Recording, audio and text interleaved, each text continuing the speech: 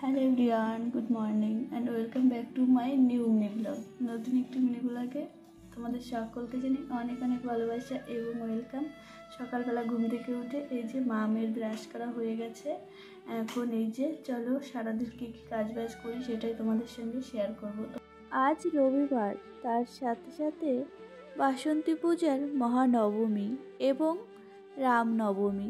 আমার পরিবারের সকল বন্ধুদের জানাই নবমী পুজোর অনেক অনেক শুভেচ্ছা এবং ভালোবাসা, তার সাথে রামনবমীর অনেক অনেক শুভেচ্ছা। ভিডিওটা দিতে আমার অনেকটাই লেট হয়ে গেল, আর এখন সময় হয়ে গেছে ওই ঘড়ির কাঁটায় সকাল 7:30। ঘুম থেকে একটু বেলা করেই উঠেছি যেহেতু রবিবার।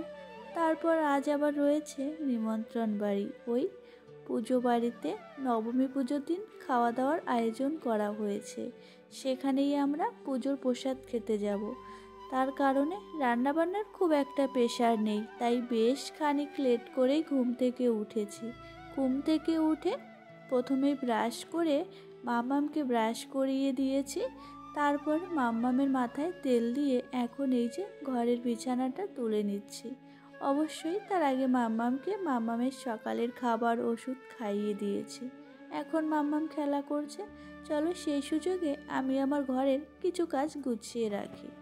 যদিও বা সকালের দিকটায় খুব একটা কাজের প্রেশার আমার থাকে না, আমার কাজের প্রেশার থাকে ওই সকাল 12টার পর থেকে। প্রথমে এই যে ঘরের বিছানাটা গুছিয়ে নিচ্ছি।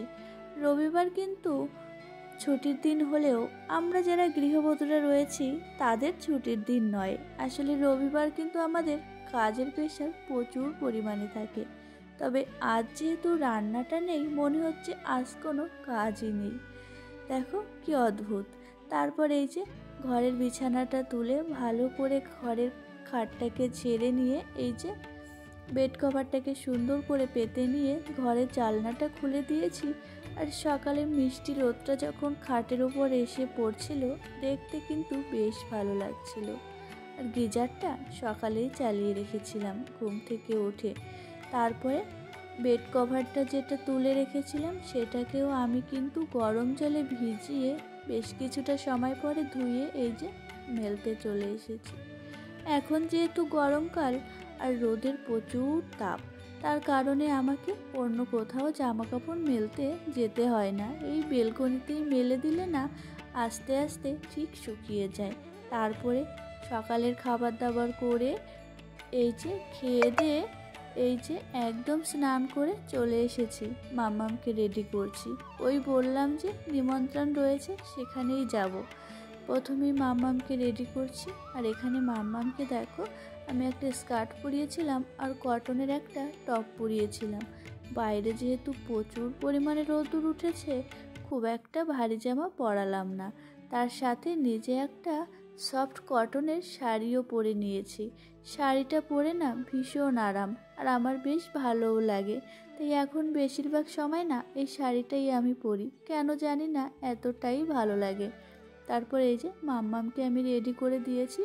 এখন আমি তো শাড়িটা পরে নিয়েছি, তার সাথে একটু হালকা রেডি তো হতেই হবে। চলো এখন আমি রেডি হয়ে নিই, আর মাম্মাম এখন একটু নিচ থেকে দেখে আসুক বাড়ির প্রত্যেকে রেডি হয়েছে কিনা। মাম্মামকে রেডি করার আগেই আমি শাড়িটা পরে নিয়েছিলাম, আর স্নান করে উঠেই বেশ চওড়া করে সিঁদুরও পরেছিলাম, যার কারণে এখন আমাকে খুব একটা রেডি হতে হবে না। এই মাথাটা আসলে শুধু কানের দুলটা পরলেই হয়ে যাবে। এই কানের দুলটা আমার খুব পছন্দের একটা কানের।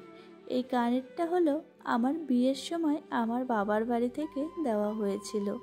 বিয়ের পরপর এই কানেরটা আমি অনেক বেশি পরেছি। তাছাড়া অনেক বেশি পরার কারণে না কানেরটা একটু চ্যাপ্টা ধরনের হয়ে গেছে।